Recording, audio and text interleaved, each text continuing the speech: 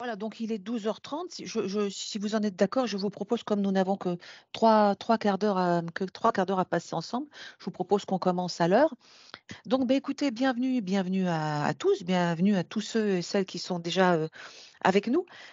Donc, bienvenue pour ce premier, cette nouvelle proposition que le service culture du CSE vous fait. Donc, c'est Pause Déj Culture, donc qui vous permettront de voyager au travers d'une thématique donnée pendant 3 quarts d'heure, le temps de vous poser, de respirer un peu avant de reprendre le travail.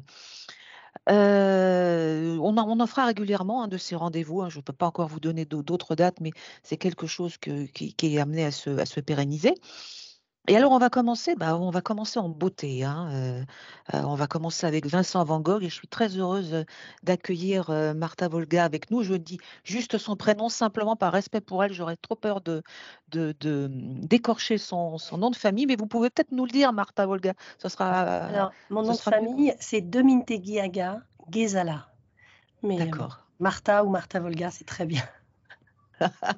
Mais écoutez, je vais très vite vous laisser la parole, Martha Volga. C'est à Auvers-sur-Oise que vous nous emmenez aujourd'hui. Absolument. Je vous emmène dans les dernières semaines de vie de Vincent Van Gogh.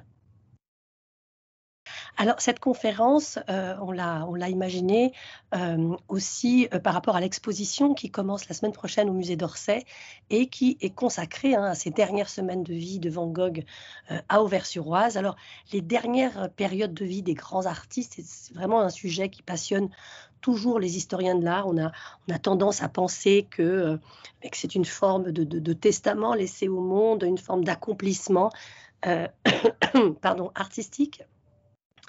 Et alors ça peut être vrai pour des artistes qui ont eu des carrières très longues, comme Rembrandt ou même comme Claude Monet. Dans le cas de Van Gogh, c'est un petit peu différent, parce il meurt très jeune, il naît en 1853 et il meurt en 1890, donc il a 37 ans, quand il décède et il va avoir une vie, extrêmement, compliquée, douloureuse, une vie de souffrance. Vincent Van Gogh souffre, de maladie mentale. Aujourd'hui, enfin aujourd'hui les scientifiques, seraient plutôt portés à dire qu'il souffrait de bipolarité ou, d'une auto-estime extrêmement négative. Il souffrait d'alcoolisme également. Enfin voilà, tout ça déclenchait des crises de paranoïa et des bouffées délirantes, extrêmement compliquées et ça commence très jeune. Ce qu'il faut, garder à l'esprit pour Vincent Van Gogh, c'est la manière dont il va, avoir une évolution artistique foudroyante en termes de temps et en termes de quantité. C'est-à-dire que ce qui pourrait prendre plusieurs années, à n'importe quel autre artiste, vous voyez toutes ces étapes. Alors on essaye ça quand on est jeune et puis on essaye un peu ci, ah bah tiens en ce moment c'est l'impressionnisme qui est à la mode, donc je vais faire l'impressionnisme. Tout ça, Vincent Van Gogh va le compresser, sa carrière de peintre à proprement parler, elle va durer 5 ans. Il commence à dessiner, il a 27 ans, il commence vraiment à peindre à 30 ans, mais voilà, sa peinture, celle que l'on connaît, elle dure 5 ans et il a une production tout à fait, spectaculaire, d'œuvres dans cette, heu, dans cette période si courte. Alors ici, là, je vous ai juste mis, pour, un contexte, je ne peux pas vous raconter toute la vie de Van Gogh, on n'aurait pas assez de temps. Mais là, voilà, il naît au sein d'une famille, où il y a 6 enfants. Ses parents, enfin son père est pasteur, c'est une famille assez pauvre et même très pauvre et il grandit au sein de cette famille et il va être constamment, bien évidemment, lié à cette famille d'un point de vue financier, mais également d'un point de vue émotionnel. Donc, alors je ne sais pas, je vais essayer de faire ça. Voilà. Là, vous voyez mon petit crayon. Eh bien, cette personne qui est ici à gauche, c'est Vincent Van Gogh et celui-ci là, donc le troisième à partir de la gauche, c'est Theo Van Gogh, c'est son frère, une personne qui va avoir énormément d'importance dans sa vie puisqu'il va le soutenir émotionnellement, financièrement, et qu'ils vont échanger des centaines de lettres, qu'on peut trouver aujourd'hui éditées. Les lettres à Théo sont extrêmement importantes pour comprendre le travail de Van Gogh.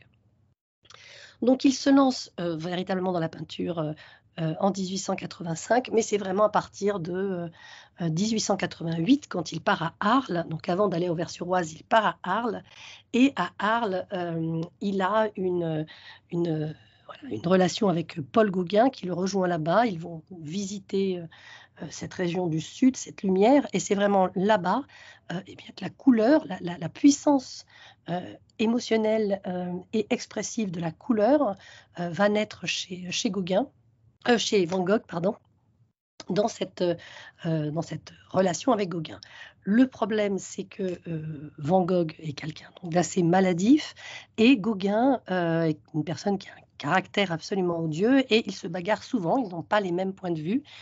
Et un jour, à l'issue d'une bagarre, eh bien, Vincent Van Gogh va se trancher l'oreille. Pardon, excusez-moi. Il va se trancher l'oreille et il va demander à être interné. Et il sera interné pendant 8 mois à Saint-Rémy-de-Provence. Donc c'est un internement volontaire. Il demande son internement, il cherche à guérir.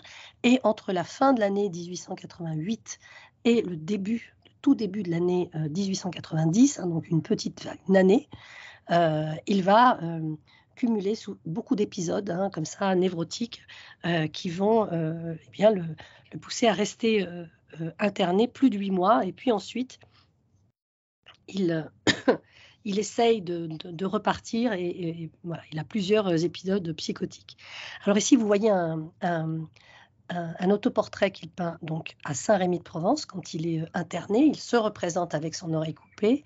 Ce qui est assez rare chez Van Gogh, c'est qu'on voit qu'il est dans l'atelier, on voit une porte, on voit une estampe japonaise, on voit un chevalet derrière lui. Van Gogh, vous allez le voir, contextualise assez rarement ses autoportraits. En revanche, sur ces petites années de travail, sur ces 7 années de travail de peintre acharné, il va faire plus de 40, presque 50 autoportraits.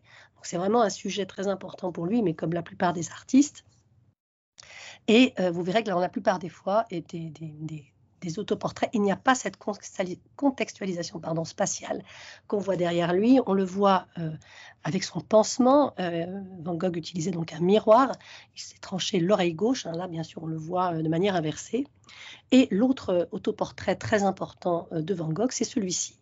Alors celui-ci, il est au musée d'Orsay, il sera bien évidemment à l'exposition, et c'est un tableau absolument stupéfiant. C'est le dernier autoportrait que réalise Van Gogh. Il le réalise donc à Saint-Rémy-de-Provence, et ces 2 autoportraits, il les emmène avec lui à Auvers. Dans celui-ci, vous voyez que l'ensemble de la tonalité du tableau est bleu turquoise, c'est ce bleu extrêmement puissant qu'il associe à son complémentaire. Vous voyez sur la barbe, les cheveux, le orange qui vraiment crée cet équilibre parfait chromatique. Il est très très fort là-dessus. On le voit, l'œil inquiet, il ne sourit jamais, bien évidemment, sur ses autoportraits. On le voit amaigri. On le voit préoccupé, ou en tout cas, voilà, il y a ce regard un peu éperdu, et il est entouré tout autour de lui par ces espèces de spirales hallucinatoires qui sont probablement l'expression de son mal-être. Alors, excusez-moi pour ma voix, je sors d'un grume, donc voilà, je vais peut-être un peu dérailler par moment. Ces 2 autoportraits, ils sont, comme je vous dis, très importants. Ce sont les 2 derniers qu'il réalise, et il les emmène avec lui. Quand il peut enfin partir de Saint-Rémy-de-Provence, donc tout début 1890, il arrive chez son frère à Paris, Théo, et il veut trouver un endroit paisible. La ville ne lui convient absolument plus. Il veut trouver un endroit calme, il veut aller à la campagne, et c'est grâce à Pissarro, donc Camille Pissarro, autre grand peintre impressionniste, qui est très ami avec Théo, le frère de Van Gogh. Et Pissarro va recommander à Théo le docteur Gachet à Auvers-sur-Oise, qui est un docteur assez révolutionnaire qui soigne certaines affections mentales par l'homéopathie. Et voilà le docteur Gachet. Donc ça, c'est un portrait que fait Van Gogh du docteur Gachet. Et vous voyez ici, il a une branche de digital. C'est la digitaline qui a été utilisée par Gachet pour soigner les affections psychologiques. Alors, donc, il arrive à Auvers-sur-Oise en mai 1890, et le 20 mai pour être précis, et il va y décider le 29 juillet 1890. À il découvre il découvre une nature qui a une beauté vraiment grave, qui le comble. Il dit qu'il est au cœur de la campagne et que cette gravité de la campagne, eh bien, lui fait du bien. C'est la nature qui, certes, exalte son sentiment de solitude et de tristesse, comme on va le voir dans beaucoup d'œuvres, mais qui également, eh bien, il a l'impression que ça lui fait du bien, que c'est une atmosphère saine. Alors, en plus, on est à Auvers-sur-Oise, qui est le village, enfin, qui n'est pas le village des impressionnistes, mais c'est un village de peintres. Charles d'Aubigny avait également sa maison là-bas, et il va aller dans l'Oise, qui est donc le coin où sont allés les impressionnistes environ 30 ans plus tôt. Ici, dans ce portrait du docteur Gachet, on retrouve le Van Gogh extrêmement doué pour la couleur. Vous voyez que tout est fait de grands aplats de couleurs. Il pratique également ce qu'on a appelé le cloisonnisme. C'est quelque chose qu'il développe beaucoup avec Gauguin, qui est cette manière d'entourer les couleurs avec des traits noirs. Et ces traits noirs cloisonnent les couleurs un peu à la manière d'un vitrail. Et c'est pour ça qu'on appelle ça le cloisonnisme ou le cloisonné, parce que les couleurs, eh bien, elles sont isolées et entourées de cette ligne noire, ce qui à la fois les isole les unes des autres, mais également les exalte et leur donne toute leur force. Dans ce tableau, vous voyez également déjà quelque chose qui est très Van Goghien, qui est cette touche. Alors, tous les tableaux de Van Gogh ont cette touche matérielle, le coup de pinceau extrêmement épais. Il va mettre beaucoup de matière, mais il va la mettre d'une manière extrêmement ordonnée. Ça, c'est aussi des effets de sa maladie, mais ça va également intensifier l'expression artistique de ces tableaux. Donc, ce sont des coups de pinceau parallèles entre eux, souvent d'une même couleur, et qui nous donnent comme ça cette sensation eh bien, à la fois d'une puissance de la couleur, d'un ordre réglé sur la toile, ce qui était une chose très importante, cette question d'ordre, cette question de rangement. Van Gogh était très perturbé par le désordre, par les choses qui vont dans tous les sens. C'est pour ça que la ville était quelque chose de très compliqué pour lui. Et il éprouve le besoin, comme ça, que les choses soient calmes, mais bien rangées, pour que son esprit ne soit pas perturbé et qu'il puisse se consacrer à la peinture. Van Gogh écrit, quand je dis qu'il dit, c'est qu'il écrit dans ses lettres à son frère, que sa maladie est la première ennemie de sa peinture, et que l'art est le meilleur remède contre sa maladie. Donc il y a cette espèce de bascule constante qui se fait entre les deux, et finalement Van Gogh, il va toujours peindre envers et contre sa maladie. Alors, à Auvers-sur-l'Oise, il découvre ces paysages, alors qu'il représente de manière assez triste. Ici, on voit les chaumes, pardon, pas les chaumes, c'est un champ d'olivier. Regardez la forme torturée comme ça des arbres, des oliviers. De toute façon, c'est la forme réelle de l'arbre, mais regardez comme il joue avec des sortes de rimes visuelles entre la montagne, le nuage, le champ. Tout est ondulé, cette ondulation. Alors, on a beaucoup dit qu'elle venait également des médicaments qu'il prenait, qui lui faisaient voir le monde de manière distorsionnée, ce qui est tout à fait possible, mais voilà, les historiens, et je les rejoins sur ce sujet, étaient plutôt enclins à penser bien que c'était une façon qu'il utilisait aussi d'exprimer son regard sur le monde, qui est un regard maladif, bien évidemment, qui est un regard de souffrance, de solitude, et on le voit très bien dans ce tableau. Voilà, celui-là, c'est un de mes préférés. Il est au musée d'Orsay, donc vous pourrez le voir là-bas. Vous pourrez voir à l'exposition. C'est donc les chaumes de Cordeville à Auvers-sur-Oise. Regardez donc toujours cette matérialité de la peinture. Alors, je crois que vous pouvez zoomer sur l'image. Moi, je ne peux pas. Mais sur Teams, il me semble que vous avez la possibilité de zoomer si vous le voulez. Cette image est d'assez bonne qualité. Et vous verrez ces coups de pinceau qui sont bien comme de la matière qu'il ajoute sur de la matière afin de créer également cette sensation de la matérialité. Ici des briques, ici de la chaume, ici des herbes. Regardez aussi cette manière dont tout devient ondulé. Même les toits des chaumières, les arbres, les nuages, toujours ces rimes visuelles entre les chemins pardon, et les maisons est très important. Alors, je ne sais pas si vous êtes déjà allé à Auvers-sur-Oise, mais Auvers-sur-Oise, il y a cette rue principale où il y avait, donc, il y a toujours l'auberge Ravoux, là où il était hébergé. Et les rues montent en parallèle jusqu'en haut de la colline. Et donc, ces rues, on voit ici, hein, ces rues en parallèle qui montent les unes derrière les autres.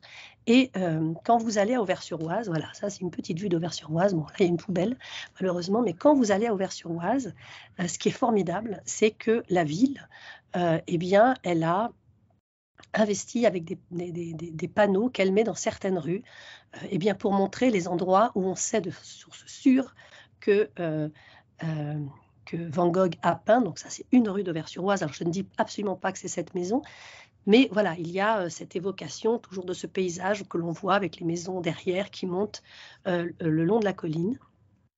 Alors la fameuse église d'Auvers-sur-Oise, également un tableau qui appartient au musée d'Orsay. C'est une église, alors je vais vous la montrer, elle est là. Ça, c'est l'église d'Auvers-sur-Oise. Et Van Gogh représente cette église qu'il aime beaucoup, parce que c'est un premier style gothique, hein, c'est une église du XIIIe siècle. Et regardez comme il joue avec ce bleu, le bleu du ciel, hein, ici, hein, qu'il traite toujours avec ses touches de pinceau qui évoquent comme ça des ondes, mais même toute comment dirais-je, l'architecture de l'église, hein, elle est en courbe. Et puis ici, vous avez ces deux chemins qui contournent l'église, et puis cette femme qui marche ici. Et c'est étonnant, hein, parce que on est dans les derniers mois de sa vie. Alors bien sûr, on peut faire des tas d'élucubrations, mais on est dans les derniers mois de sa vie. Son père il était pasteur, il n'était pas prêtre, mais il y a cette force et la puissance de l'Église dans sa vie, puisque au tout début de son âge adulte, il va vouloir devenir lui également pasteur. Et on voit ces deux chemins comme ça qui contournent l'église, qui sont des chemins qui existent, hein. Alors aujourd'hui, vous voyez, c'est un petit peu moins, comment dirais-je, c'est vraiment un chemin qui contourne l'église. Ici, pardon, ici, on voit que Van Gogh, eh bien, il a voulu marquer, c'est pas pavé, hein, ce sont vraiment des chemins de terre qui contournent cette église et qui donnent comme ça un côté monumental assez angoissant. Et vous voyez qu'il donne le même bleu des vitraux que celui du ciel, hein, comme si... Alors le bleu, c'est très important, de manière générale, hein, bon, Van Gogh utilise beaucoup le bleu, mais le bleu est une couleur que l'on dit être la couleur de la spiritualité, de l'immatérialité, et ici on le voit également donc, de manière très, très puissante. Voilà. Quand il est à Auvers-sur-Oise, il dessine aussi beaucoup, c'est-à-dire qu'il va beaucoup peindre, il va peindre environ 70 tableaux dans ces quelques semaines, et ces 70 tableaux, donc ça fait à peu près un tableau par jour, hein, c'est quand même énorme, et il va également énormément dessiner, hein, dessiner cette campagne, dessiner ces arbres qui le fascinent, dessiner ces paysannes, hein, qui se promènent. Alors on est à la fois, parce que là on est en 1890, hein, on est vraiment... à la fin de ce qu'on a appelé le post-impressionnisme, mais on est aussi, à l'époque de Barbizon, à l'époque de cette découverte du motif, de la nature et de l'impressionnisme également, mais chez Van Gogh, vous voyez que l'impressionnisme, il est beaucoup plus dans le trait, dans le dessin, que dans la touche colorée, en tout cas dans ce dessin. Alors ça, c'est un tableau extraordinaire, qui est une branche de châtaignier de 1890, qui est dans une collection à Zurich, hein, la collection Émile, comment il s'appelait, Émile Burde. Et cette branche de châtaignier, elle est absolument incroyable. Donc les châtaigniers, il y en avait beaucoup dans le jardin du docteur Gachet, et Van Gogh, le docteur Gachet l'encourage à peindre, à toujours travailler, à peindre pour une espèce de début d'art-thérapie. Et Van Gogh prend des branches dans le jardin du docteur Gachet et les assemble comme ça sur une table et les peint. Et regardez cette manière qu'il a de peindre, ces touches colorées qui viennent enrober la branche à la manière d'une rime visuelle. J'insiste beaucoup sur cette question de la rime visuelle. Il fait se renvoyer des éléments qui n'ont a priori pas de matérialité commune. Là, vous voyez la table, les branches, tout est absolument intense. Et en fait, quand on voit un tableau comme ça, ce tableau par exemple, il n'y a que Van Gogh qui peut avoir peint ça. C'est-à-dire quand vous voyez cette peinture, ça ne peut être qu'un tableau de Van Gogh. Et il trouve cette manière qui est la sienne entre Arles et Auvers-sur-Oise, donc dans les derniers mois de sa vie. Et il y a une application absolument incroyable à essayer de développer cette façon qu'il a de peindre. Voilà une autre, pardon, une autre très belle vue d'une maison à Auvers-sur-Oise, hein, donc toujours le petit muret, les fleurs, hein, et ces ondes comme ça qui se propagent dans les branches. Et voilà, le fameux chant au corbeau, je regarde l'heure pour ne pas trop dépasser. Alors, ce fameux chant au corbeau, on a très longtemps cru que c'était son dernier tableau parce qu'il y avait quelque chose comme ça d'assez tragique dans ce tableau. En fait, c'est pas son dernier tableau, hein, il en a peint d'autres entre ce moment-là et le moment de sa mort. Et mais ici, c'est vrai qu'on serait assez tenté hein, par une interprétation dramatique et tragique. Regardez ces nuages noirs qui menacent au loin, hein, ce champ de blé qui est balayé, la route. Alors, il me semble qu'il y a une photo. Non, elle n'est pas là, pardon. Là aussi, pardon, ce champ de blé, il y a un petit panneau dans le village qui nous permet de repérer l'endroit où il l'a peint. Il y a ce petit chemin au milieu du champ de blé, et puis il a peint, alors il raconte dans une lettre à son frère qu'il a peint comme ça ce grand champ de blé avec des jaunes très intenses, hein, cette lumière d'orage qui fait s'intensifier certaines couleurs, et puis finalement pour équilibrer le tout, il a mis ces corbeaux hein, qui sont un peu comme des oiseaux de mauvais présage. Mais c'est aussi cette étendue incroyable d'espace, c'est-à-dire regardez dans ce tableau comment son regard embrasse un espace extrêmement grand. C'est un peu comme s'il peignait en faisant un panoramique. Vous savez, les panoramiques qu'on fait sur nos iPhones, on regarde de gauche à droite, on balaye l'espace. Eh bien, on a l'impression que c'est ça qu'il fait dans certains de ces tableaux de la fin.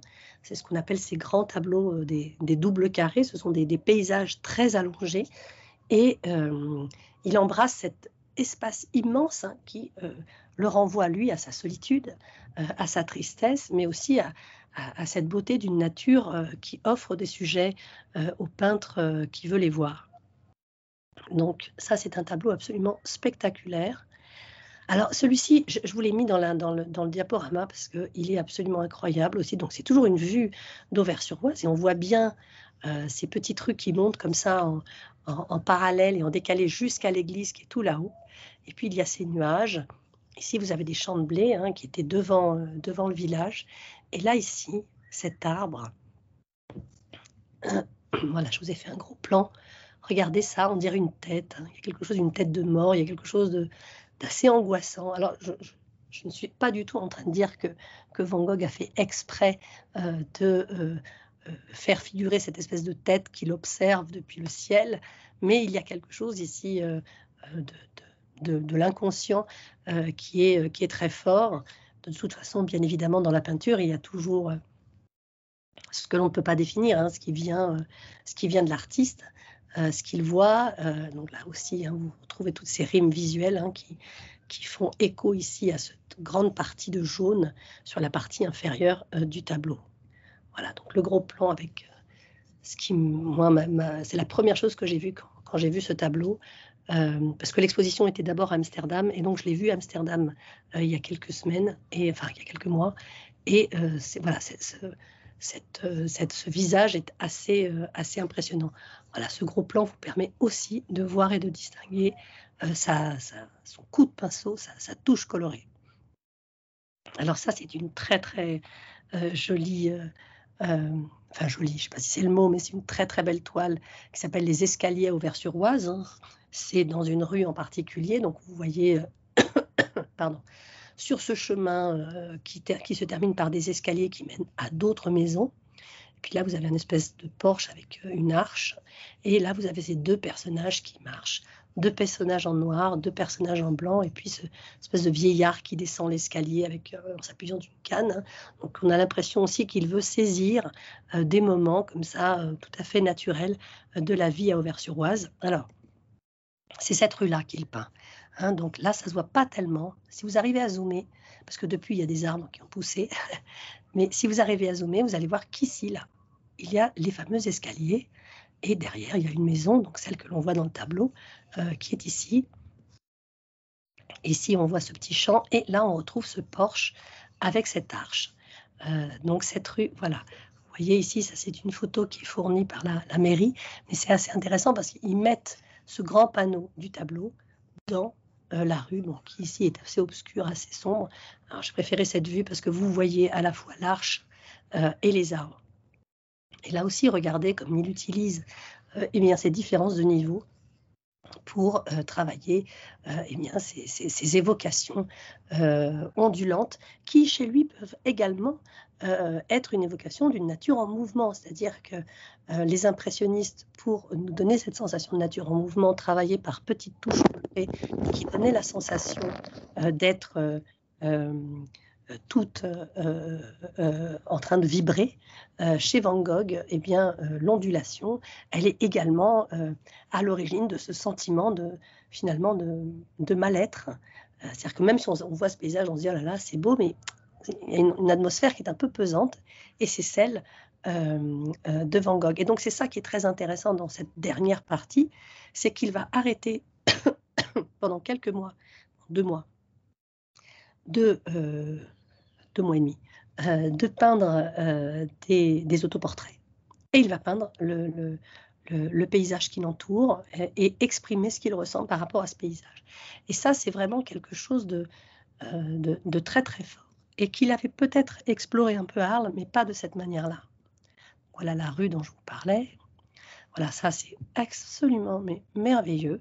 Hein, donc c'est la vue de l'Oise. Donc l'Oise, en fait, c'est cette rivière un peu marronasse.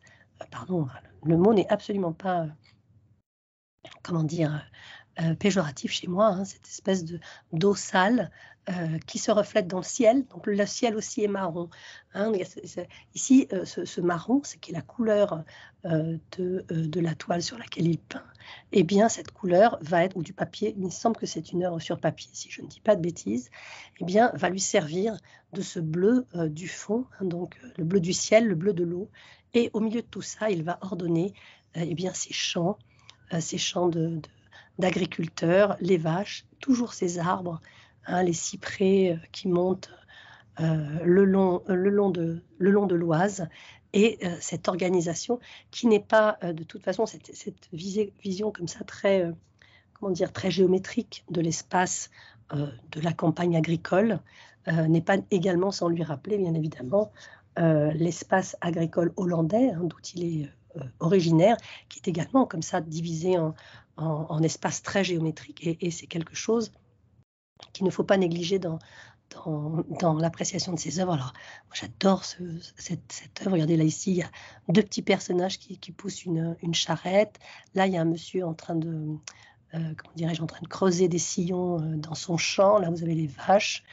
Voilà, il y a cette vue qui s'offrait devant lui qui le saisissait. Alors, ce tableau, il est vraiment important, enfin important. Il s'appelle Rive-sur-l'Oise. Donc, en effet, à Auvers-sur-Oise, on peut louer des petits bateaux et canoter sur l'Oise. Et ici, Van Gogh donc, représente des personnes qui, le dimanche, vont aller canoter sur l'Oise. Et ça, c'est une référence directe, bien évidemment, aux impressionnistes, à Claude Monet, à Pissarro, à tous ces artistes qui vont eh bien, prendre le train à Saint-Lazare, à Paris, pour aller dans l'Oise ou en Normandie, et aller peindre eh bien, cette vie tranquille le long de l'eau, le canotage, qui est quelque chose d'une vie, une vie de tous les jours. Hein. C'est ça qui est quand même très important dans cette peinture, mais ça commence au milieu du 19e siècle. C'est où les peintres arrêtent de vouloir représenter les héros du passé, les héros mythologiques. Voilà, tout ça, ça ennuie profondément les artistes qui se disent qu'ils doivent représenter la vie moderne, le quotidien, dans tout ce qu'il a de plus inintéressant ou trivial. C'est cette vie de tous les jours que les artistes choisissent de peindre. Et ici, Van Gogh fait de même. Il se positionne aussi en artiste moderne. Regardez la façon dont il dessine le contour de ce personnage, hein, qui est presque comme un dessin peint. C'est assez... il est croqué. Et de la même façon qu'il croque ici, eh bien, les buissons autour de l'eau. Un jardin à Auvers-sur-Oise. Ce jardin fait partie des derniers paysages qu'il a peints à Auvers.